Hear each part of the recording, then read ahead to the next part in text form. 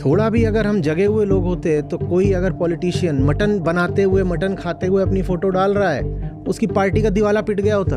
एक एक उम्मीदवार की जमानत जब्त हो गई होती सिर्फ इस एक तस्वीर पर कि तुम्हारा राष्ट्रीय अध्यक्ष तो मटन चबा रहा है। बात इसमें नैतिकता धार्मिकता की नहीं है, बात पृथ्वी के भविष्य की है। इस साल जितनी लंबी हीट वेव है इतनी पहले कभी नहीं देखी गई। ये सब क्या हो रहा है? ये क्लाइमेट क्राइसिस है। क्लाइमेट क्राइसिस कहाँ से आ रही है? दूसरा सबसे बड़ा कारण मांसाहार है। अगर आप मुस्लिम को ये दिखा के रिझा रहे हो कि मैं तो मटन खाता हूँ, तो आप मुस्लिम के साथ भी बड़ी नाइंसाफ़ी कर रहे हो। कोई धर्म, मत, संप्रदाय, रिलीजन, मजहब ऐसा नहीं बोलता कि मांस खाए बिना तुम अच्छे आदमी नहीं हो सकते। आसमान आग उगलेगा, पृथ्वी सिरे से बंजर हो जानी है, शहर ही नहीं देश के देश डूब जाने हैं। ये है आने वाली पीढ़ी का भविष्य। लोगों को लगता है क्लाइमेट चेंज ऐसा है कि थोड़ी गर्मी बढ़ जाएगी, थोड़ी गर्मी बढ़ जाएगी। थोड़ी गर्मी नहीं बढ़ जाएगी, मास एक्सटिंक्शन। नमस्ते सर। अभी कुछ दिनों पहले भारत में चुनाव चल रहे थे और चुनाव के दौरान प्रचार के समय मैं देख रहा था कि हमारे बहुत सारे राजनेता, जिसमें पार्टीज़ के हेड और रीजनल पार्टीज़ के हेड भी मौजूद थे, वो बार बार जानबूझकर कैमरे पे कभी मटन खाते हुए, कभी चिकन खाते हुए, कभी मछली खाते हुए दिखते थे और कभी पकाते हुए भी दिखते थे। और मैं समझ नहीं पा रहा था कि वो ऐसा क्यों कर रहे हैं। तो ऐसा क्या कैसे हो जाता है कि भारत में ये सब चीज़ें चल जाती हैं?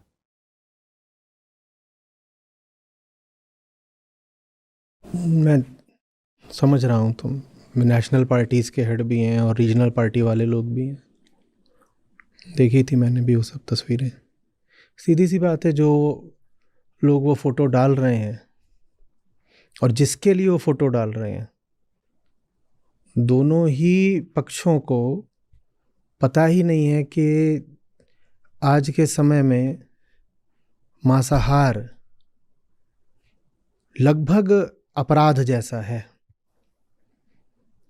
ये जानकारी, ये कॉन्शियसनेस न तो पॉलिटिकल स्पेस को है, न पब्लिक स्पेस में है। न ये नेता लोग कुछ जानते हैं और पब्लिक तो कुछ जानती ही नहीं। तो ये लोग फिर इस तरीके की चीज़ें कर ले जाते हैं कि देखो हम कितने कूल हैं, हम मटन पका रहे हैं, हम चिकन खा रहे हैं, हम मछली खा रहे हैं। ये सब चल जाता है। अगर यही हम थोड़ा जागरूक समाज होते, या ये राजनेता ही थोड़े जागरूक होते और बेहतर पढ़े लिखे होते, तो इस तरह की चीज़ें नहीं चल सकती थी। अभी भी भारत में लोगों को लगता है कि मैं क्या खा रहा हूँ ये तो मेरा निजी मसला है ना। भाई मैं कुछ भी खाऊं, आप खाने के आधार पर क्यों मुझसे बात करना चाहते हो? आप खाने के आधार पे क्या भेदभाव करे हुए? लोगों को अभी भी यही है कि सब एक ही जैसी चीज़ तो है। शाक सब्जी खा ली या मांस मटन खा लिया, सब एक ही बात है। उनको अभी पता ही नहीं है कि अगर अभी आप गूगल करके देखो कि दुनिया के सामने इस वक्त बड़ी से बड़ी समस्या क्या है, कैटास्ट्रॉफिक चैलेंज क्या है। ये गूगल भी कर सकते हो या अपने एआई वगैरह से पूछ लो। किस एआई से पूछोगे? चैट जीपीटी से, और एक आध से पूछ लो। और कौन से हैं? परप्लेक्सिटी से पूछ लो। सब लोग अभी ये प्रयोग करके देख लो, इनसे पूछ लो कि इस समय पृथ्वी के सामने सबसे बड़ी क्राइसिस कौन सी है। गूगल से भी पूछ लो, और जितने तरीके के तुम्हारे पास एआई रिसोर्सेज हैं उनसे भी पूछ लो। वो सब के सब सिर्फ एक बात बोलेंगे, क्लाइमेट क्राइसिस, क्लाइमेट क्राइसिस। लेकिन भारत में ये बात ना पॉलिटिशियंस को समझ में आ रही है और पब्लिक को तो समझनी ही नहीं है। भारत में क्लाइमेट कैटास्ट्रॉफी को लेकर के इतनी पुअर अवेयरनेस है कि हम कुछ नहीं जानते। और जबकि क्लाइमेट क्राइसिस का सबसे बड़ा असर जिन देशों पे पड़ेगा, सबसे बड़ा, सबसे बुरा, उनमें भारत है। हम बर्बाद होने वाले हैं। लेकिन हमें ये बात समझ में नहीं आ रही है। और हमें ये नहीं समझ में आ रहा कि क्लाइमेट चेंज जिन ग्रीन हाउस गैसेस से होता है, उनके एमिशन का दूसरा सबसे बड़ा कारण फूड चॉइसेस हैं। पहला जो सबसे बड़ा कारण है वो तो एनर्जी है, फॉसिल फ्यूल। और उसके ठीक बाद जो आता है वो है फूड। फूड जिसमें खासकर तुम्हारा मांसाहार और डेयरी,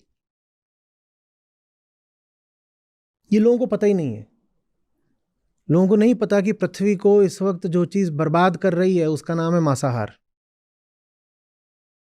क्लाइमेट चेंज की बात आती है तो लोग इतना तो फिर भी बोल लेते हैं, जो थोड़े पढ़े लिखे लोग हैं, कि हाँ हाँ गाड़ी में ईंधन जलता है तो उससे क्लाइमेट चेंज होता है, इतना तो फिर भी थोड़ा।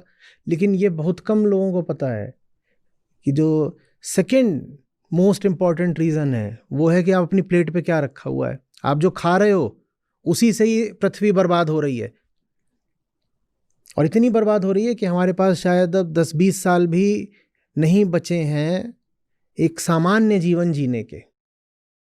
आप अगर यूएन से पूछोगे या बड़े साइंटिस्ट से पूछोगे तो वो कहते हैं कि शायद अब आखिरी 2 साल हैं जिसमें आप कुछ कर भी सकते हो इस क्राइसिस को मिटिगेट करने के लिए। उसको अब आप रिवर्स नहीं कर सकते, पर जहाँ है वहाँ भी रोकने के लिए बस 2 ही साल बचे हैं। और कुछ कहते हैं कि वो 2 साल भी अब नहीं बचे हैं, आपने ऑलरेडी जो पॉइंट ऑफ नो रिटर्न है वो क्रॉस कर दिया है, और अब आप जो है कैटास्ट्रॉफिक फीडबैक साइकिल के लूप में प्रवेश कर चुके हो, जिसमें अब कोई रिवर्सिबिलिटी नहीं है। जहाँ पर अब तापमान सिर्फ इसलिए बढ़ेगा क्योंकि तापमान बढ़ा हुआ है, और बढ़ेगा क्योंकि बढ़ा हुआ है, और बढ़ेगा तो फिर और बढ़ेगा, और बढ़ेगा तो और बढ़ेगा। आप इस तरह के एक स्पाइरल में एंटर कर चुके हो। पर ये बात हमें पता भी नहीं है, और हमारे पॉलिटिशियंस शायद जानते नहीं, जानते भी तो हमें बताना नहीं चाहते, क्योंकि बताने में उनका कोई हित नहीं है। लोग कहते हैं पेड़ लगाएंगे पेड़ लगाएंगे। जब भी भारत में बात करो क्लाइमेट क्राइसिस की तो लोगों को 2 बातें समझ में आती हैं। एक तो ये कि एसी मत चलाओ, दूसरा हम पेड़ लगा देंगे। तुम्हारे एक पेड़ लगाने से क्या होगा तुम्हें कुछ पता भी है? तुम एक पेड़ लगाओगे वो 10-20 साल में बड़ा होगा। दुनिया में सबसे ज़्यादा जंगल के जंगल, पेड़ की बात करो ना, जंगल के जंगल किस लिए काटे जाते हैं? वो काटे जाते हैं खेती के लिए। और दुनिया की 75-80% जो खेती होती है वो मनुष्य के लिए अनाज उगाने को नहीं होती। वो गाय भैंस और भेड़ और बकरी और मुर्गा, इनको दाना उगाने के लिए होती है। अब बहुत लोग सुन के सन्न रह जाएंगे, कहेंगे ऐसा थोड़ी हो सकता है, ऐसा थोड़ी हो सकता है। कि भारत में तो नहीं होता, कम से कम ऐसा भारत में भी बिल्कुल वही आंकड़ा है। दुनिया की 3/4 से ज़्यादा खेती मांसाहारियों के लिए हो रही है। अब मांसाहारी कहते हैं हमने तो मांस खाया, नहीं तुमने मांस नहीं खाया। 3/4 खेती मांसाहारी के लिए हो रही है। वो जो वहाँ उगता है वो किसको दिया जाता है? गाय भैंस बकरे को। अब बकरा हवा खा के तो नहीं बड़ा हो जाएगा ना। भैंस काटते हो 500 किलो का पशु, वो क्या खा के बड़ा हुआ है? उसको खेती करोगे तभी तो उसको खिलाओगे। लेकिन ये बात हमारे सामान्य ज्ञान में है नहीं। और वो जो खेती के लिए ज़मीन है उसकी आवश्यकता बढ़ती जा रही है, क्योंकि लोगों को मांसाहार और करना है। जंगल के जंगल साफ होते जा रहे हैं। लोग कहते हैं देखो मैंने क्लाइमेट क्राइसिस के लिए किया, मैं अपने हर जन्मदिन पे ना 2 पेड़ लगाता हूँ। तुम्हारे 2 पेड़ लगाने से क्या हो जाएगा भाई? तुम किसको बेवकूफ़ बना रहे हो? मांसाहारियों ने इस पूरी पृथ्वी को कहीं का नहीं छोड़ा। उन मांसाहारियों में दुग्धाहारी और जोड़ दो, क्योंकि मांस और दूध इनमें चोली दामन का साथ है। ये बिल्कुल जुड़े हुए उद्योग हैं। ये हमें कुछ पता ही नहीं ना बातें। कितने ही तथ्य हैं, और कितनी ही बार, दर्जनों बार तो मैं हर तरह के मंच पर उन तथ्यों को उद्घाटित कर चुका हूँ। और कोई छुपे तथ्य नहीं है कि मैं ही लेके आ रहा हूँ क्लासिफाइड से। वो पब्लिक इन्फॉर्मेशन है। आप थोड़े भी जागरूक है तो आपको मिल जाएगी। दर्जनों बार तो हमने ही उसको आपके सामने रखा है। आप लोग भी जानते हो, आपके पास भी वो सारा डेटा है। हमारे लेख छपे हुए हैं और वीडियोस की तो कतार लगी हुई है। कोई आर्टिकल पढ़ लो, उसमें वो सब बातें कही हैं। पर नहीं पढ़ना है ना, हमारा मन पॉलिटिकल गॉसिप में ज़्यादा रहता है। कोई आपके सामने साइंटिफिक बात रखी जाए, कोई ऐसी बात रखी जाए जिससे आपका और आपके बच्चों का भविष्य निर्धारित होना है, तो वो बात आप नहीं पढ़ना चाहते हो। बात आगे बढ़ती है ना, जब जंगल कट रहे हैं आपको पता है प्रतिदिन 300 से 1000 प्रजातियां, और कुछ उसमें अनुमानित आंकड़े कहते हैं कि शायद अब प्रतिदिन 10,000 प्रजातियां विलुप्त हो रही हैं। पहले इस बात को थोड़ा सा भीतर उतरने दो। प्रतिदिन कितनी प्रजातियां? 10,000। 10,000 का आंकड़ा नहीं भी माना तो जिन्होंने आंकड़ा लिया है 300 से 1000 का, वो कहते हैं अगर 300 विलुप्त हो रही हैं तो उसमें से 150 विलुप्त हो रही हैं सिर्फ जंगलों के कटने से। और जंगल कट रहे हैं मांसाहारियों की वजह से। मांसाहारी सिर्फ उस जानवर को नहीं खा रहा है जो उसने कटवाया है, मांसाहारी ने उस जंगल के जितने जानवर थे सबको लील लिया। मांसाहारी ने पूरी की पूरी प्रजातियां खा डाली, वो बची नहीं है, वो कभी देखने को नहीं मिलेंगी। तुमने उनका हैबिटेट, उनका घर ले लिया, अब वो जिएंगे क्या? प्रतिदिन 137 प्रजातियां सदा के लिए इस पृथ्वी से विलुप्त हो रही हैं मांसाहार के कारण। प्रतिदिन पृथ्वी पर सिर्फ 4% जानवर हैं जिनको अब आप जंगली बोल सकते हो। मांसाहारियों ने सब समाप्त कर दिए। जब जंगल समाप्त कर दिए तो जंगली जानवर कहां से बचेंगे भाई? जब जंगल नहीं तो जंगली जानवर बचेगा? तो पृथ्वी पे अभी कुल जितने जानवर हैं उसमें से बस 4% जंगली हैं। बताओ बाकी सब क्या है? बाकी सब वो जानवर हैं जो मांसाहारियों के लिए खिला पिला के बड़े करे गए हैं कि अब इनको काटा जाएगा। पृथ्वी के सिर्फ 4% जानवर जंगली हैं, 96% तो यही हैं सब। बकरी, मुर्गा, सुअर, गाय, भैंस, भेड़, मछली, जिसको इंसान ने कृत्रिम रूप से पैदा करा है और कृत्रिम रूप से खिला खिला के बड़ा करा है ताकि फिर इंसान उसको खा सके। हमने पूरा ग्रह खा लिया। और बड़ी से बड़ी वजह है मांसाहार, और उस पर भी मांसाहारियों की दाद दूंगा, उनमें इतना दम रहता है कि बोल देते हैं मेरी मर्जी, मैं कुछ भी खाऊं। थोड़ा भी अगर हम जगे हुए लोग होते तो कोई अगर पॉलिटिशियन मटन बनाते हुए, मटन खाते हुए अपनी फोटो डाल रहा है, उसकी पार्टी का दिवाला पिट गया होता। एक एक उम्मीदवार की जमानत जब्त हो गई होती सिर्फ इस एक तस्वीर पर कि तुम्हारा राष्ट्रीय अध्यक्ष तो मटन चबा रहा है, तुम्हें वोट। बात इसमें नैतिकता, धार्मिकता की नहीं है, बात पृथ्वी के भविष्य की है।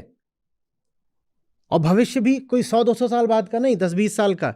10-20 साल बाद का भी नहीं, आज का। पिछले साल के 365 दिनों में लगभग 350 दिनों में भारत में ही कोई ना कोई एक्सट्रीम वेदर इवेंट हुआ है। इस साल जितनी लंबी हीट वेव है इतनी पहले कभी नहीं देखी गई। ये सब क्या हो रहा है? ये क्लाइमेट क्राइसिस है। क्लाइमेट क्राइसिस कहां से आ रही है? दूसरा सबसे बड़ा कारण मांसाहार है। तो ये बात भविष्य की भी नहीं है, बात आज की है। और मैं कितने आंकड़े दूं? हर दिशा से आंकड़े। आप जीडीपी को क्या नुकसान हुआ आप वो निकाल सकते हो, गरीबों की कितनी दुर्गति हुई आप वहां से वो निकाल सकते हो, आप हर दिशा से आंकड़े ला सकते हो। इस पे तो इतना विस्तृत ये क्षेत्र है कि इसमें बहुत लिटरेचर उपलब्ध है। हम जितना पढ़ो उतना कम है, लेकिन एक एक लेख, एक एक शोध चिल्ला चिल्ला के यही कह रहा है, मांसाहार एकदम अभी शून्य कर दो अगर पृथ्वी बचानी है तो। धन्य है भारत की अभी यहाँ पर ये सब चल रहा है। अभी हम इसमें वो मुद्दे तो ला ही नहीं रहे हैं कि पशु हिंसा, पशु क्रूरता, एनिमल वेलफेयर, एनिमल राइट्स, वो सब तो अभी बहुत दूर की बातें हैं। एनिमल राइट्स तो ठीक है, इसमें तो ह्यूमन राइट्स का भी बहुत तगड़ा वायलेशन है। जब आप मांसाहार करते हो, आप इस पृथ्वी पर गरीबी बढ़ाते हो, आप खासकर उनके प्रति अत्याचार करते हो जो सबसे ज़्यादा गरीब हैं, क्योंकि क्लाइमेट क्राइसिस से सबसे ज़्यादा मरने कौन वाले हैं? जो गरीब हैं।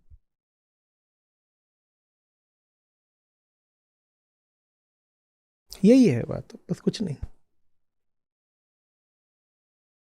अंधेर नगरी चौपट राजा। सर मैंने जब ये वीडियोस देखे नेताओं के तो मुझे तो यही लगा साफ साफ कि ये एक पर्टिकुलर वोट बैंक को प्रभावित करने के लिए बनाए गए हैं। कौन सा वोट बैंक? मुस्लिम वोट बैंक।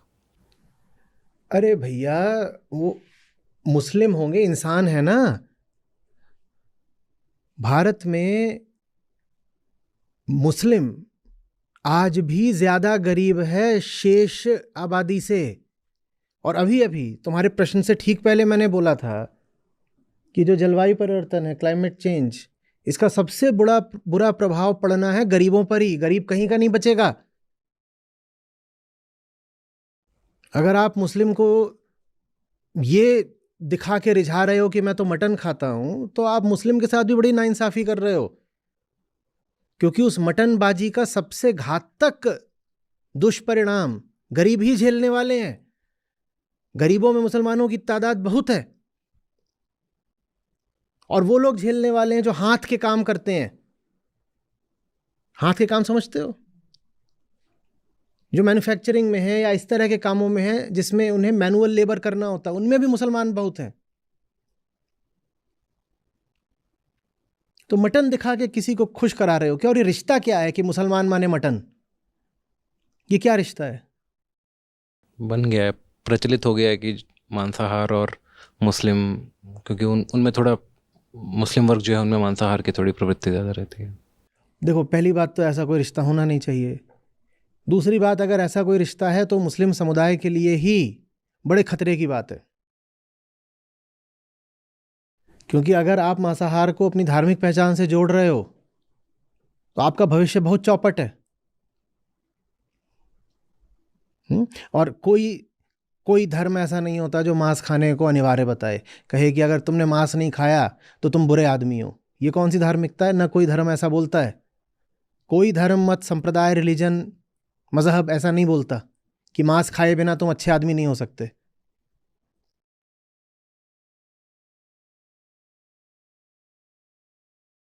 कुछ बातें हैं, मैं समझ रहा हूँ वो रिश्ता कहाँ से बनता है। उदाहरण के लिए बकरीद आती है, अब बकरीद में बकरे कटेंगे तो मटन आएगा, तो वहाँ से वो रिश्ता बन जाता है। पर हमें समझना होगा ना कि आज की हकीकत क्या है।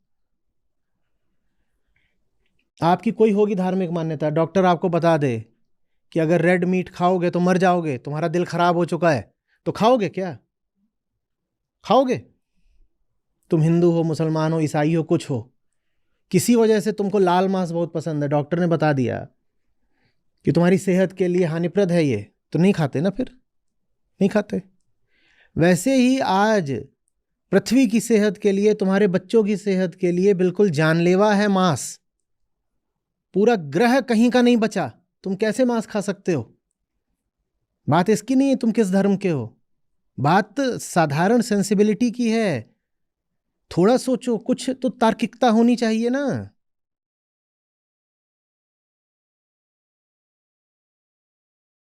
और कोई वर्ग अपनी उस मांस संबंधित पहचान को बनाए रखना चाहता हो कि ना रखना चाहता हो, ये वोट बैंक पॉलिटिक्स के चलते नेताओं का जरूर इसमें स्वार्थ है कि मांस को एक समुदाय विशेष से जोड़कर दिखा दो। ये बहुत घातक बात है। ये जनतंत्र के लिए भी घातक है, राष्ट्र के लिए, पूरे विश्व के लिए घातक है, आपके बच्चों के भविष्य के लिए घातक है।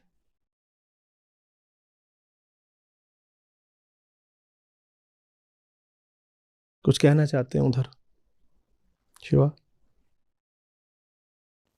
आचार्य जी, जैसे मैं मांसाहार पे और पढ़ रहा था तो एक बड़ा रोचक तथ्य मेरे सामने आया कि 77% एग्रीकल्चरल लैंड मांसाहार यूज़ करता है। बात करी थी। और उससे जो हमें ग्लोबल जो हमारी कैलोरी सप्लाई है, जो हमारा प्रोटीन सप्लाई है, वो केवल 18% है। बिल्कुल। और जितने ये मांसबाज लोग हैं, ये सब के सब प्रोटीन का गाना गाते रहते हैं मांस खाने के लिए। 77% जमीन लगा के 37% प्रोटीन आया उससे। एकदम प्रोटीन की दृष्टि से भी मांस एकदम पुअर इन्वेस्टमेंट है। Poor investment of land, poor investment of money. और कैलोरी की दृष्टि से तो 18%।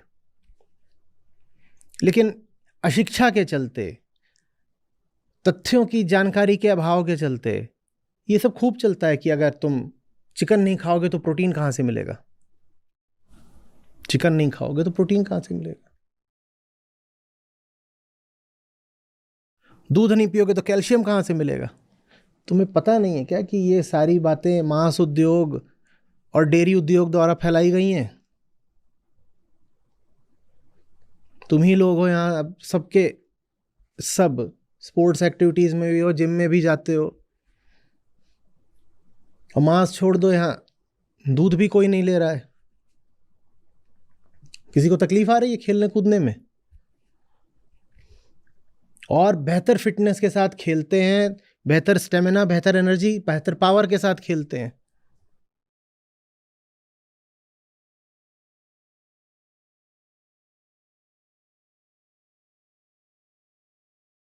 इतनी समझ हमें अगर आ जाए तो जो पूरा राजनीतिक परिदृश्य है वही ना बदल जाएगा।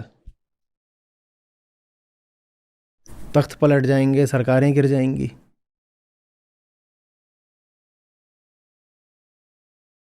क्या देख रहे हो भाई संजय, बताओ, और कुछ सूचना निकाली है?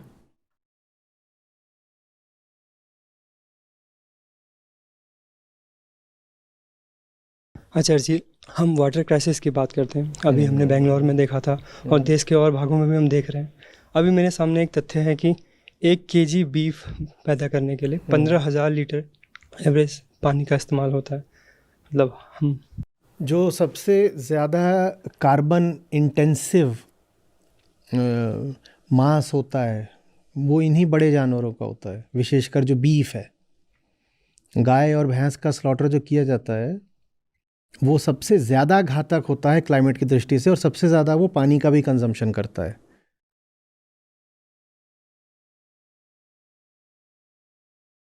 इसमें कोई धार्मिक कोण तुम नहीं भी लाओ कि अरे गोधन है, गोहत्या नहीं होनी चाहिए, तो भी ये समझो कि पहली बात तो मांसाहार घातक है पृथ्वी के लिए, और मांस में भी जो बीफ होता है वो तो एकदम प्राण घातक है।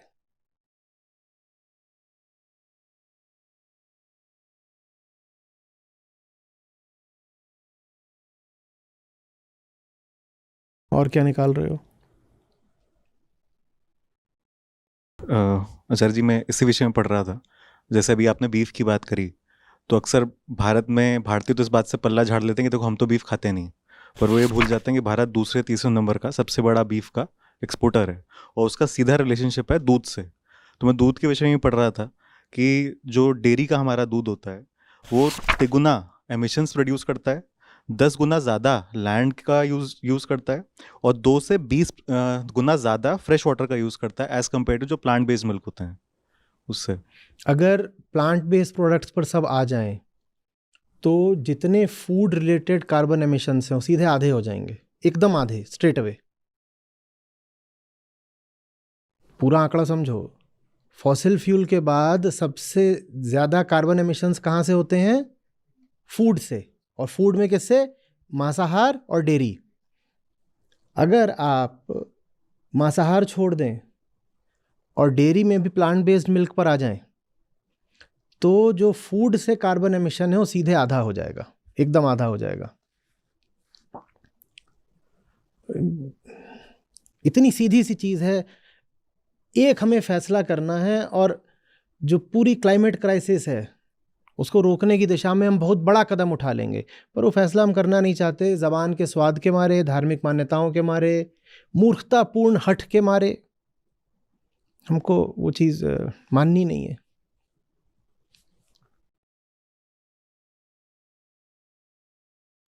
पर इसमें मैंने एक चीज़ और देखी है कि जो लोग अभी भी मांसाहार के पक्ष में या दूध पीने के पक्ष में तर्क देते हैं, उनका आखिरी तर्क हमेशा यही होता है कि अब मतलब क्या करें, हमारा ट्रेडिशन ऐसा रहा है, या हमें उसका स्वाद अब ज़बान पे लग गया है, और उससे आगे फिर कुछ मैं बात तो करते फिर कह हैं। रहा हूँ ना, आपको बता दिया जाए, आप घर में सिगरेट पीते हो, आपको बता दिया जाए आपके बच्चे के फेफड़े में कुछ समस्या है, बच्चा मर जाएगा, आप कहोगे मुझे तो ज़बान पे सिगरेट लग गई है, मैं तो सिगरेट पीऊंगा ही पीऊंगा? कहोगे क्या?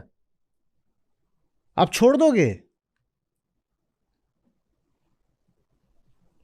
आप न जाने कितनी चीज़ें छोड़ दोगे अगर आपको बता दिया जाए कि उन चीज़ों का छोड़ना ज़रूरी है आपके बच्चे की ज़िंदगी के लिए।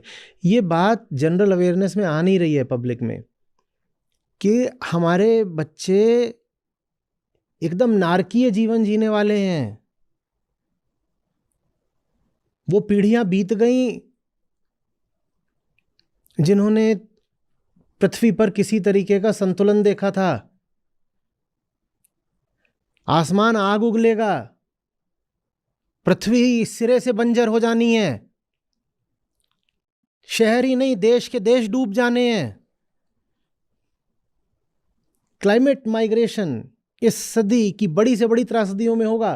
करोड़ों अरबों लोग अपनी जगह छोड़कर दूसरी जगहों पर जाने को मजबूर हो जाएंगे। आज के शहर कल की रेगिस्तान है, उन्हें छोड़ना पड़ेगा। ये नदियां सब सूख जानी है, नदी किनारे जितने शहर बसे थे उन्हें शमशान होना पड़ेगा। ये है आने वाली पीढ़ी का भविष्य। और उसके लिए आप कह रहे हो कि साहब जबान पे स्वाद लग गया है, मैं दूध नहीं छोड़ सकता, मैं मांस नहीं छोड़ सकता। और ये मत भूलिए, भारत में ठीक है बीफ नहीं खाया जाता है, पर बफ खाया जाता है। बफ जानते हो ना किसके लिए स्लैंग है? बफेलो के लिए। भारत में भैंसे के 2 ही 3 उपयोग हैं। एक तो है कि भैंसा गाड़ी खींचता है, वो धीरे धीरे कम होता जा रहा है, डुग्गी जिसको बोलते हैं। दूसरा ये है कि वो भैंसों का गर्भाधान करने का काम आता है, उसके लिए एक भैंसा काफ़ी है, वो 100 भैंसों के लिए आपको दे देगा सीमेन। जो तीसरा काम है भैंसे का वो यही है, भैंसा कटता है और बहुत सस्ता आता है भैंसा, मुर्गी मटन से सस्ता आता है। तो बल्कि हमारे राजनेता कहते हैं कि ये गरीबों के लिए सस्ते प्रोटीन का काम कर रहा है भैंसा। बिना ये जाने कि वो जो भैंसा है वो विशेषकर भारत जैसे देश को कहीं का नहीं छोड़ रहा, उसका मांस, उसका स्लॉटर। अभी तक भी शायद हमारी टेक्स्ट बुक्स में जो पूरा क्लाइमेट चेंज का विज्ञान है वो बच्चों को पढ़ाया नहीं जा रहा ठीक से। मुझे बहुत हैरत होती है जब मैं देखता हूँ कि जवान लोगों को भी नहीं पता कि क्लाइमेट क्राइसिस के पीछे की साइंस क्या है, वो भी इधर उधर की बहकी बहकी बातें करते हैं।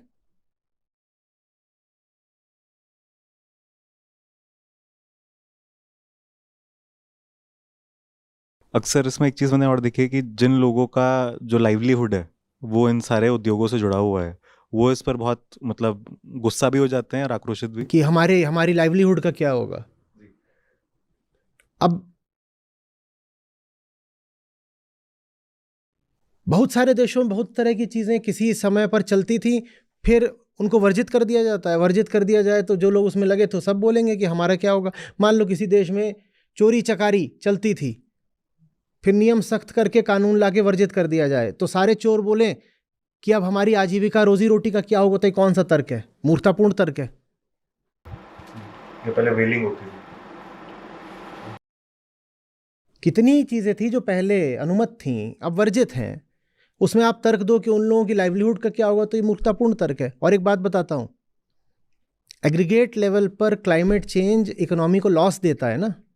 माने अगर आप उसको रोक दो, ये सारे धंधे रोक दो जिनसे क्लाइमेट चेंज और बढ़ता है, तो इकोनॉमी को फ़ायदा होगा। वो जो फ़ायदा होगा, वो जो सरप्लस जनरेट होगा, वो उन लोगों को दे दो ना जिनकी लाइवलीहुड पे असर पड़ा था। नहीं समझे? एक मोहल्ले में, एक बहुत छोटा उदाहरण ले रहा हूँ, उदाहरण है, समझना चाहोगे तो समझ पाओगे। एक मोहल्ले में एक साहब कहीं से एक सड़ा हुआ डीजल जनरेटर ले आए थे और उसको खूब चलाते थे। कोई पूछा कि क्यों चलाते रहते हो हर समय, वहाँ बिजली कट जाती थी, वो चलाते थे। कोई क्यों चलाते रहते हो? बोले मेरे घर के भीतर कुछ काम होता है जिसमें मुझे चाहिए होती है बिजली, और अगर ये मैं नहीं चलाऊँगा डीजल का जनरेटर तो मुझे हर महीने 10,000 रुपये का नुकसान हो जाएगा, तो मैं इसलिए चलाता हूँ। और वो जो डीजल का जनरेटर चल रहा है उसके धुएं से मोहल्ले में 20 लोग बीमार पड़े हैं, और वो जो 20 लोग हैं वो सब प्रतिमाह अपनी दवाइयों पे डॉक्टर पे 5-5 हज़ार का खर्चा कर रहे हैं। 20 लोग बीमार पड़े हैं और वो प्रतिमाह खर्चा कर रहे हैं 5,000 का। तो पूरे मोहल्ले पे उस डीजल जनरेटर का क्या असर हुआ है?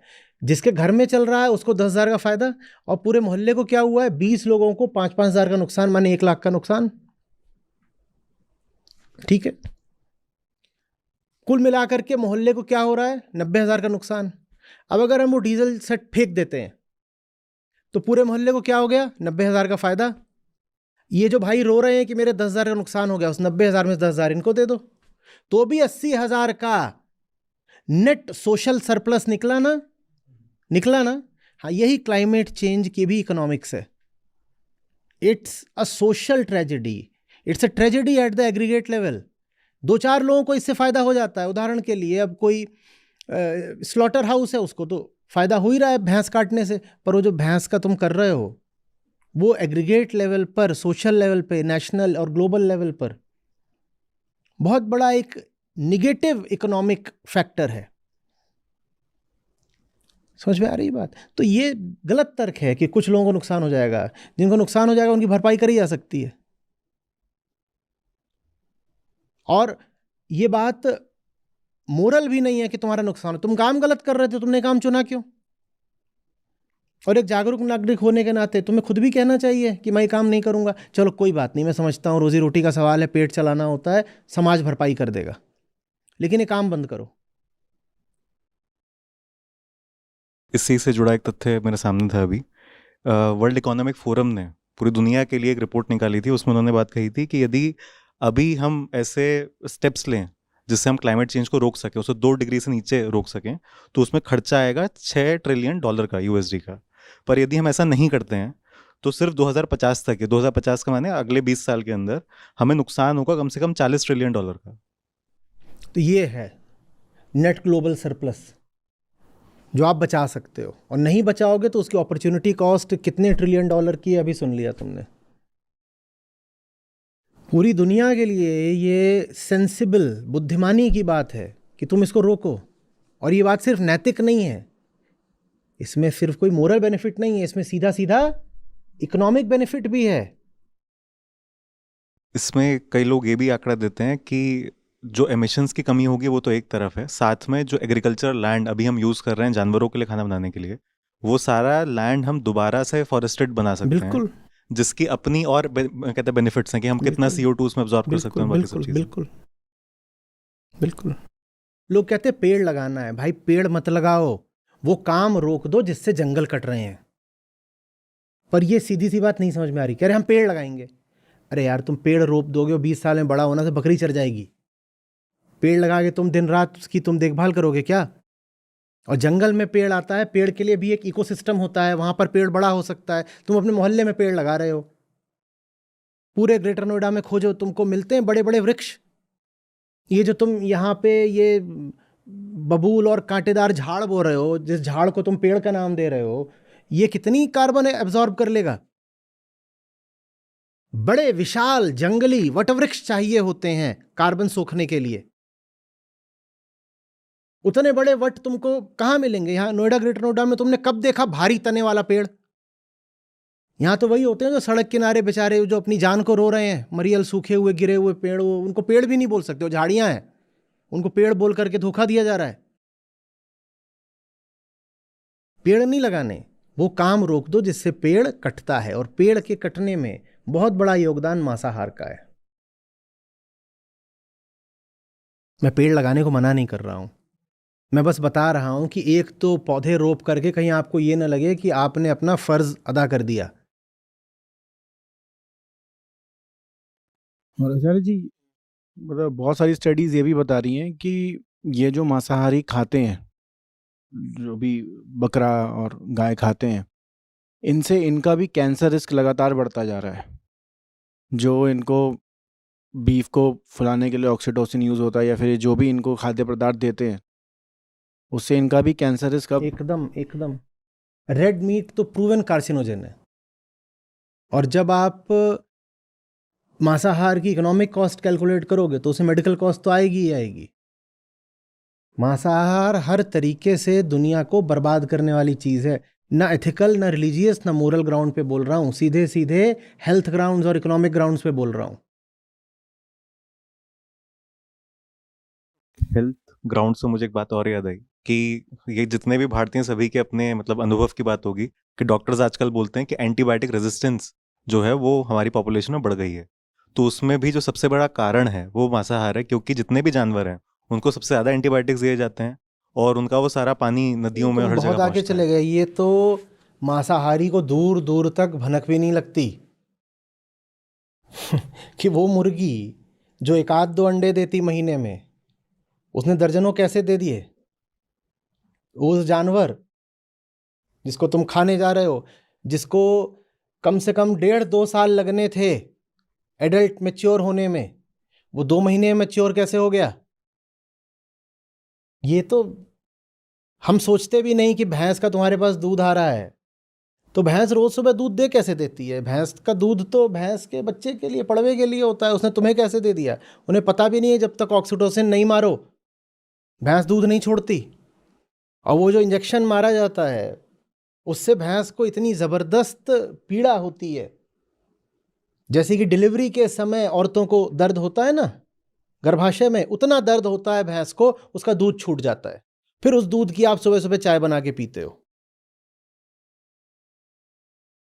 ये तो हम सोचते ही नहीं, हम कभी पूछते भी नहीं कि भाई भैंस के तो नर मादा दोनों होते होंगे, काम की तो हमारे भैंस है, तो नर बच्चे का क्या होता है, ये तो हम कभी सवाल ही नहीं पूछते।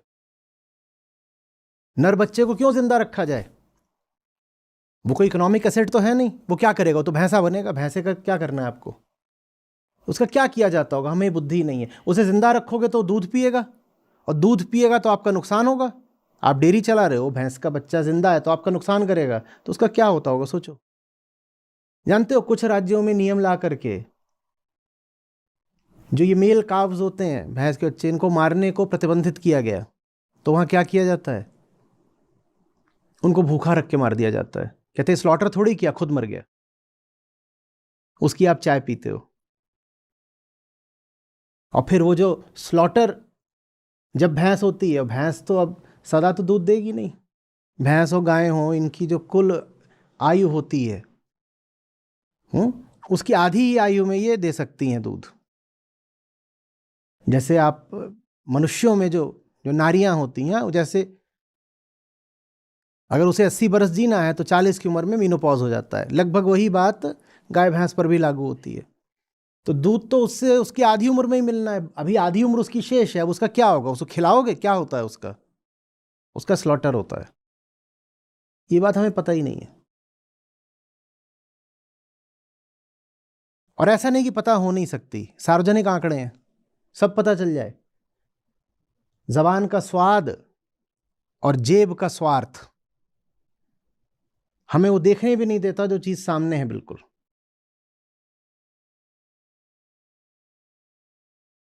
अभी कुछ दिनों पहले की बात थी कि जो हमारी गीता कम्युनिटी है वहाँ पे एक साथी ने एक फ़ोटो शेयर करी थी, जहाँ पे क्योंकि एक भैंस दूध नहीं दे रही थी तो उसके मरे हुए बच्चे की खाल के अंदर भूसा भर के उसको वहाँ टिका दिया था, उसको ये भ्रम देने के लिए कि तुम्हारा बच्चा पास में है।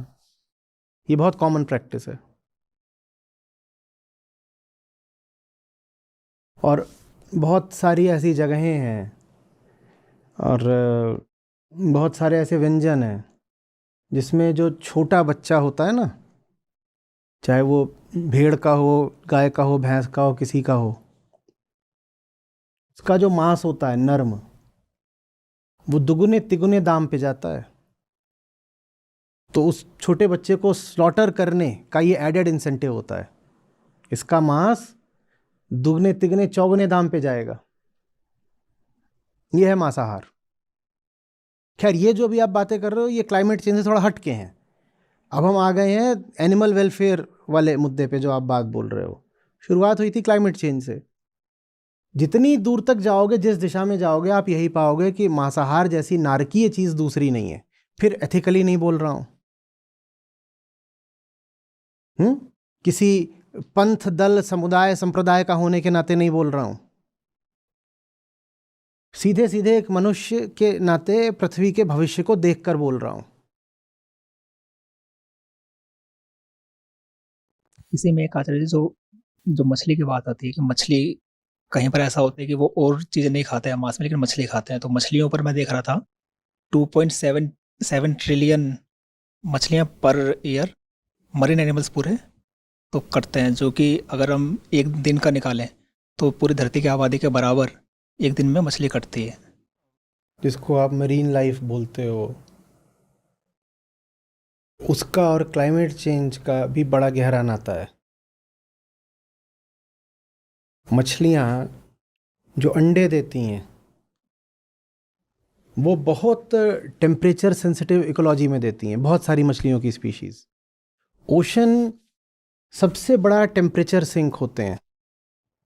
जब टेम्परेचर बढ़ेगा ना, सबसे ज़्यादा उसे ओशन एब्जॉर्ब करते हैं, तभी तो ग्लेशियर पिघलेगा, तभी तो जल स्तर बढ़ रहा है। और ये जो ओशनिक टेम्परेचर का चेंज है, ये मरीन लाइफ को बिल्कुल ध्वस्त कर देगा। जब मछली का अंडा ही नहीं ना बचेगा, ना मछली अंडे देगी, पूरा जो उसका इकोसिस्टम है वो गड़बड़ है, हो जाएगा, तो कहाँ से उसकी पूरी प्रजाति ही बचेगी। और मछलियों को तो तुमने जब इतने ट्रिलियन बोला, तो पता नहीं तुमने इतने ट्रिलियन यूनिट्स इंडिविजुअल्स बोले या किलोग्राम बोला। मछलियों की तो मांसाहारी ये औकात मानते हैं कि उनको गिनते भी नहीं हाउ मेनी यूनिट्स या हाउ मेनी इंडिविजुअल्स, उनको गिना जाता है किलो के भाव। अभी आपसे पूछा जाए कितनी गाय, कितनी भैंस, कितनी बकरी, भेड़ कटी, वो तो आप फिर भी बता पाओगे। मछलियों में वो बता पाना मुश्किल हो जाता है, उनको किलो के भाव गिनते हैं। जबकि मछली अपने आप में एक इंटेलिजेंट जीव होता है, वो दर्द उतना ही अनुभव करता है जितना कोई भी मैमल। पर मैमल होता है तो हमें उसका दर्द दिखाई देता है। मछली हमें लगता है कि ये दूर की किसी प्रजाति की, हमें उसका दर्द नहीं दिखाई देता।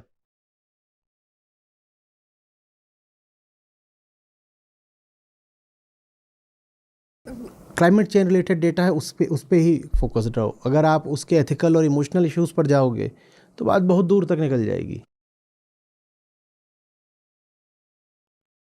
इसी में आचार्य जी, कई सारी फोटोज़ और वीडियोस रिसेंट में आई हैं जिसमें पूरे के पूरे लेक्स की मछलियाँ मरी हुई हैं, मर जाती हैं और फ्लोट करती हैं। और ये भी वही क्लाइमेट चेंज के कारण जो भी उनका ऑक्सीजन डिप्लीशन और टेम्परेचर बढ़ जाता है उसके कारण होता है। और ये मतलब रिसेंटली बहुत इंस्टेंसेस आ रहे हैं। ये बेसिक साइंस हमने पढ़ी ही नहीं ना, कि जो डिजॉल्व्ड ऑक्सीजन होती है मछली उसी से ज़िंदा रहती है। ऊपर आके हवा तो वो लेती नहीं है अपने फेफड़ों में, डिजॉल्व्ड ऑक्सीजन। और इतनी हमने साइंस पढ़ी नहीं कि डिजॉल्व्ड ऑक्सीजन, कोई भी गैस किसी भी लिक्विड में जब डिजॉल्व होती है तो उसका सैचुरेशन, उसकी सॉल्युबिलिटी, ये सब टेम्परेचर डिपेंडेंट होते हैं। तुम टेम्परेचर के साथ छेड़छाड़ करोगे तो ये जो अलग अलग गैसें पानी में घुलती हैं, इनका कॉन्सेंट्रेशन भी खराब होगा। तो पूरी जो एक्वेटिक लाइफ है उसका क्या होगा फिर, और क्या होगा नहीं, दूर की बात नहीं कर रहे हैं, स्पेकुलेटिव नहीं है, क्या हो रहा है। We are in the middle of it, we are in the middle of the 6th mass extinction. Anthropocene बोल रहे हैं इसको क्योंकि ये मनुष्य ने किया है।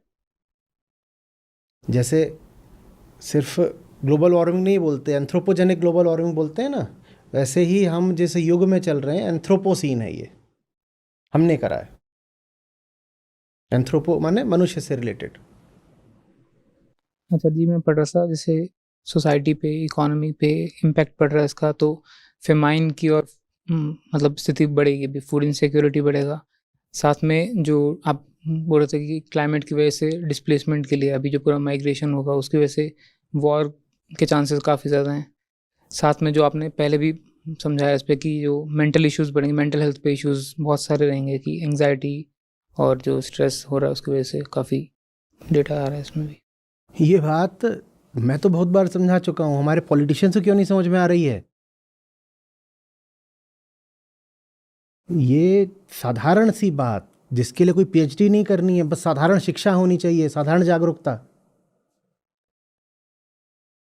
कि आज के समय में ये मांसबाजी, वोट इससे पता नहीं कितने मिलेंगे पर तबाही पूरी होगी।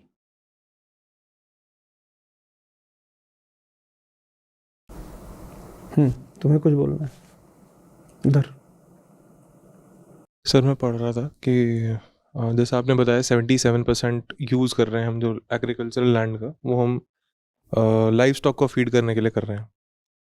तो बायोमास में मैंने देखा कि 62% जो बायोमास है धरती पे वो लाइफ स्टॉक है, 34% ह्यूमंस है और सिर्फ 4% वाइल्ड लाइफ है।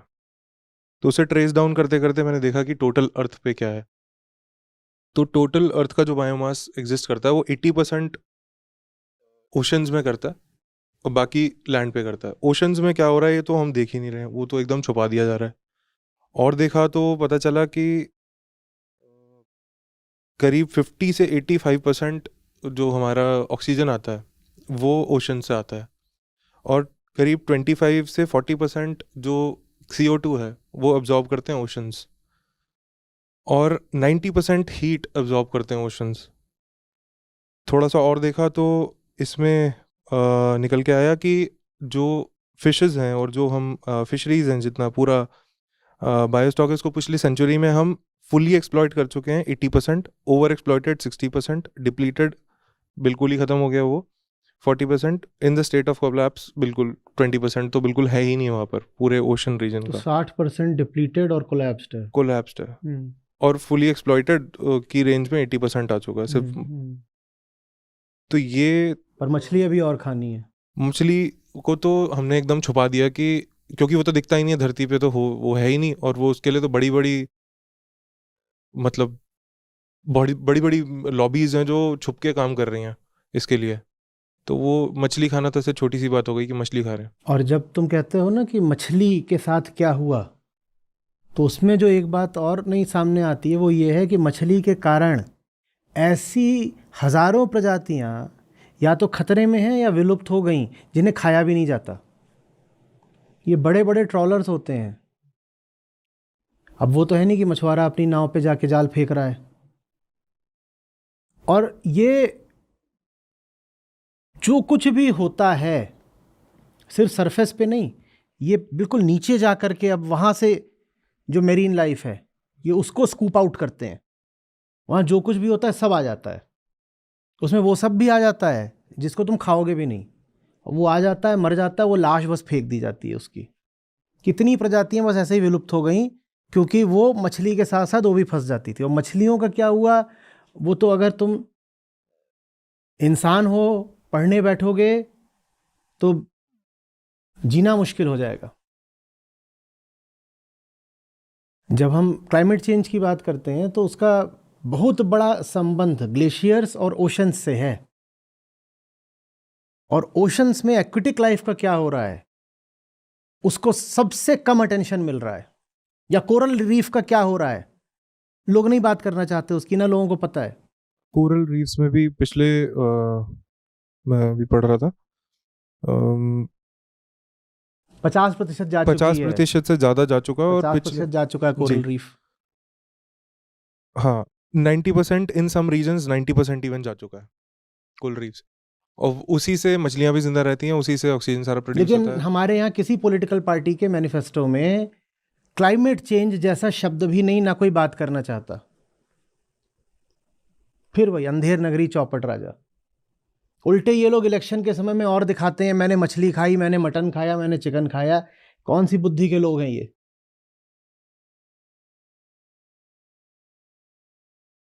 Extent of exploitation, extent of damage तो जितना धरती पे दिख रहा है, सिर्फ लैंड पर दिख रहा है, वो इसका 20% बायोमास है। और उस 80% बायोमास का 80% हम एक्सप्लॉइट कर चुके हैं।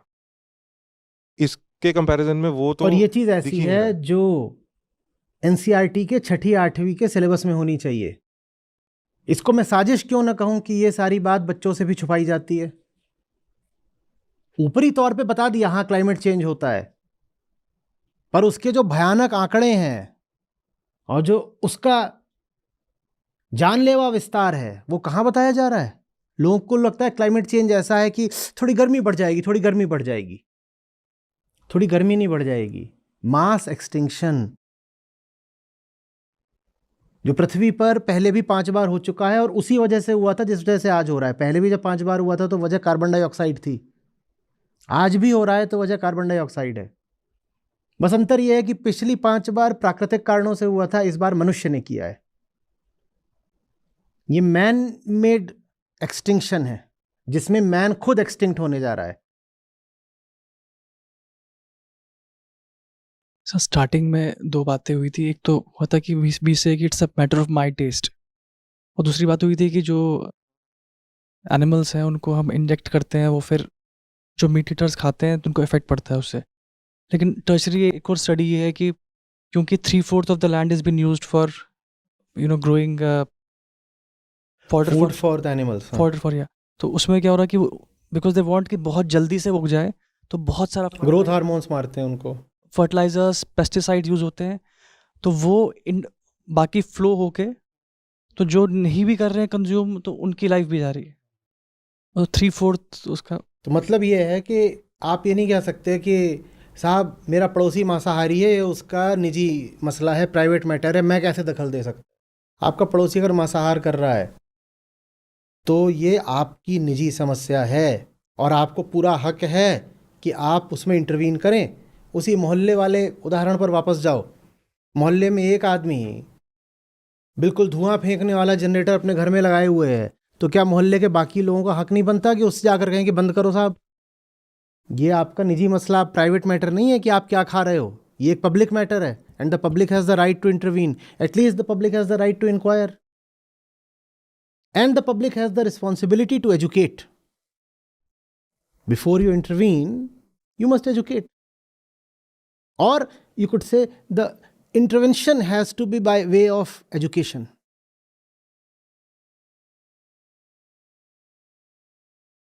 दिस में bit digress from the whole thing. I was surprise to read कि अब अभी तक हमने गाय की बात की, गोट मिल्क भी होता है, अब even camel milk, donkey milk, ये बिल्कुल मेन स्ट्रीम में आ गए। द बिग कंपनीज आप थोड़ा सा साउथ ईस्ट एशिया की ओर जाएंगे और चाइना की ओर जाएंगे तो कौन कौन सी प्रजातियों के कौन कौन से अंग और उनको किस किस तरीके से खाया जाता है, ये सब आप जान के बिल्कुल हैरत में पड़ जाएंगे, बिल्कुल सिट्टी पिट्टी गुम हो जाएगी आपकी। ये बहुत एक स्वाद की और नफासत की बात समझी जाती है संस्कृति की कि कुछ जानवर तो जिंदा ही खाने हैं।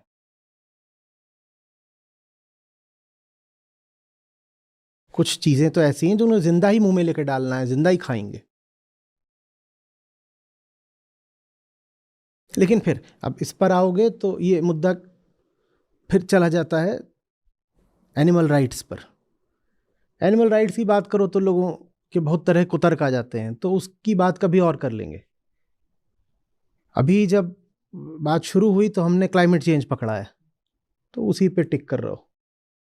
सर मेरा सवाल क्लाइमेट चेंज की एजुकेशन को लेकर था कि जो क्लाइमेट चेंज को लेकर इश्यूज अब क्रिएट हो रहे हैं, फॉर एग्जांपल ये हीट वेव जो चल रही है, ये महसूस हर कोई कर रहा है और हर कोई समझना चाहता है हो क्यों रहा है, पर उसको अब इसकी असली वजह कहीं से भी एजुकेट नहीं की जा रही है। मेन स्ट्रीम मीडिया में भी देखता हूँ मैं तो कोई इसकी बात नहीं करता है। इवन अगर मैं यूट्यूब की भी ऐसे बात करूँ तो इस प्लेटफॉर्म पर मैंने आपके अलावा किसी और की वीडियो देखी ही नहीं है इन मुद्दों पर। तो अगर हमें दुनिया की इतनी बड़ी आबादी तक ये बातें पहुँचानी है और कोई इस मुद्दे को उठाने को तैयार नहीं है, तो मतलब उसका फिर एजुकेट करने का तरीका क्या होगा? देखो, सबसे जो अच्छा तरीका है, आदर्श, आइडियल, वो तो यही है कि जिन लोगों के पास मंच हैं बड़े और माइक हैं बड़े, वो करें। इसीलिए मैं बार बार बोल रहा हूँ कि पॉलिटिकल पार्टीज़ के एजेंडे में होना चाहिए था, मैनिफेस्टो में होना चाहिए था। They have the reach and the voice, उन्हें करना चाहिए था, तो वो करें।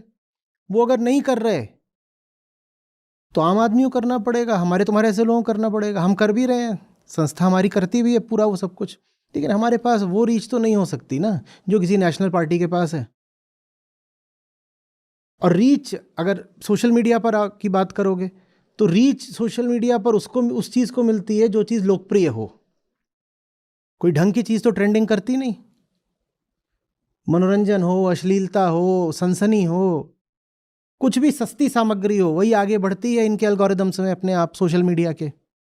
आप क्लाइमेट चेंज जैसा मुद्दा लाओगे तो वो अगर वीडियो है तो अपने आप तो नहीं आगे बढ़ने वाला। अभी हम बात कर रहे हैं, रिकॉर्डिंग भी हो रही है, ये पब्लिश भी होगी रिकॉर्डिंग, तो ये वीडियो कोई अपने आप तो नहीं ट्रेंडिंग में चला जाएगा। तो हमें फिर क्या करना पड़ेगा?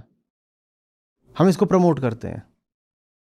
जो ऐसे वीडियोस हैं जो बिल्कुल पब्लिक इंटरेस्ट के हैं, हम उनको प्रमोट करते हैं क्योंकि पब्लिक उन्हें खुद नहीं देखेगी। तो हम कहते हैं ये वीडियो तुम्हें देखना पड़ेगा, और हम उस पर अंधाधुंध पैसा खर्च करते हैं कि पब्लिक वो वीडियो देखे क्योंकि वो वीडियो अगर नहीं देखोगे तो पृथ्वी कहीं नहीं बचने वाली। यही तरीका है। लेकिन इस तरीके में फिर ऑब्वियस जो बॉटलनेक है वो रिसोर्सेस का है। आप प्रमोट तो कर सकते हो, पर आपको उसको और करोड़ों लोगों तक पहुंचाना है तो उसमें बहुत बहुत पैसा लगता है। तो वो एक सीधी सीधी वहाँ पर हैंडीकैप बनती है। इसमें भी आचार्य जी आपने बात की थी कि धुआं कोई अगर फेंकता है तो उसको हम जाकर क्वेश्चन करते हैं, तो वैसे ही एनिमल एग्रीकल्चर से अमोनिया एमिशंस जो होते हैं, तो जो टोटल अमोनिया एमिशंस है उसका 64% तो सिर्फ एनिमल एग्रीकल्चर से ही होता है, और अमोनिया हेल्थ इशू भी क्रिएट करता है, और साथ में एसिड रेन जो होती है उसमें भी उसका रोल होता है। तो ये बात शायद मतलब मुझे भी पहली बार पता चली कि अमोनिया के 64% एमिशंस तो इस कारण से ही हो रहे हैं। ये सब बहुत ज़रूरी बातें हैं और ये समझ में आने में कोई मुश्किल बातें नहीं हैं। मुश्किल से 50 से 100 पन्नों की एक किताब में ये सारी बातें समा जाएंगी। वो रिसर्च करनी है तो उसका तो कोई अंत नहीं है, पर जितना एक इन्फॉर्म्ड ओपिनियन बनाने के लिए जानकारी चाहिए उतनी जानकारी 50 से 100 पन्नों के डॉक्यूमेंट में आ जानी है। और वैसे डॉक्यूमेंट उपलब्ध भी हैं, लेकिन वो मेन स्ट्रीम नहीं हो रहे, क्योंकि मेन स्ट्रीम सिर्फ नशा है। हमें ये महसूस ही नहीं करने दिया जा रहा, जानने नहीं दिया जा रहा कि ज़मीन पर इस वक्त हकीकत क्या चल रही है। कभी हमें चुनावों का नशा दे देते हैं, एंटरटेनमेंट का नशा है, आईपीएल का नशा है। तुम इन नशों में लगे रहो और तुम एक्सटिंक्ट हो रहे हो, तुम सदा के लिए मिट रहे हो। आचार्य जी, अभी जो आंकड़े डिस्कस हुए उन्हीं के बेसिस पे मैंने अभी चैट जीपीटी पे 2 क्वेरीज फायर करी। पहला लिखा कि जो जितना नॉनवेज कंजम्पशन होता है, वो जो एनिमल्स है, कैटल्स हैं, वो कितना पानी कंज्यूम करती हैं। तो उसका ईयरली कंजम्पशन निकला 871 बिलियन लीटर्स इन दिल्ली। और ये देखा कि दिल्ली में पर ईयर वाटर कंजम्पशन कितना होता है बाय ह्यूमंस, तो वो निकला है 1.66 ट्रिलियन। तो that means 52% of the water that is consumed. अभी हम वाटर शॉर्टेज की बात कर रहे हैं, मतलब 50% से ज़्यादा जो पानी है वो मांसाहार वो तो के लिए जा मांसाहार रहा है। को खिला दिया। और हम कहते हैं दिल्ली में पानी नहीं है। अगर ये आंकड़े सही हैं तो दिल्ली का आधा पानी मांसाहार की भेंट चढ़ रहा है, फिर हमको पानी नहीं है पीने को। कोई कमी नहीं है आंकड़ों की। तुम जितना उसमें घुसोगे भयानक तथ्य सामने आएंगे, पर इन तथ्यों को सामने आने नहीं दिया जा रहा। सर, हमने बहुत सारे तथ्यों की बात करी। हम इन सभी तथ्यों से वंचित रहते हैं, ऑल्दो हम एक इंफॉर्मेशन एरा में रहते हैं, बट वो हमारे कहीं काम नहीं आ रहा है। लेकिन आज से सैकड़ों साल पहले कबीर साहब कह रहे थे कि कहता हूँ कहीं जात हूँ, कहा जो मान हमार, जाका गला तुम काटे काटे हो, हो। फिर काट तुम्हार। तो ये वही हो रहा है हमारे साथ। वही हो रहा है हमारे साथ, वही हो रहा है। एक अंग्रेजी में कहावत है कि टेक इट ऑन फेथ और डू द मैथ। अभी तक हमने मैथ की भाषा में बात करी थी, तुमने अंत आते आते फेथ की भाषा में ही बात कर दी। अगर थोड़ा सा विजडम की दृष्टि से देखोगे तो बिना आंकड़ों के ही पता है कि किसी जिंदा प्राणी को काटकर उसको खाना गिरे से गिरा काम है। वहाँ मैथ की ज़रूरत नहीं, वहाँ विजडम काफ़ी है। पर विजडम चूंकि लोगों के पास होती नहीं, इसीलिए अभी हम लोगों ने आंकड़ों की भाषा में बात करी, मैथ की भाषा में बात करी। अब तो समझ जाओ, और अभी नहीं समझे तो अब ऐसा नहीं कि समझने के लिए दूसरा मौका मिलने वाला है। We as a species are already half gone, and that's the smallest part of the tragedy. The really big part is that we have dragged millions of innocent species along with us into permanent disappearance. हम गए तो गए, जिनका कोई कसूर नहीं था, बिल्कुल बेगुनाह थे, हमने उनको भी पृथ्वी से सदा के लिए विलुप्त कर दिया।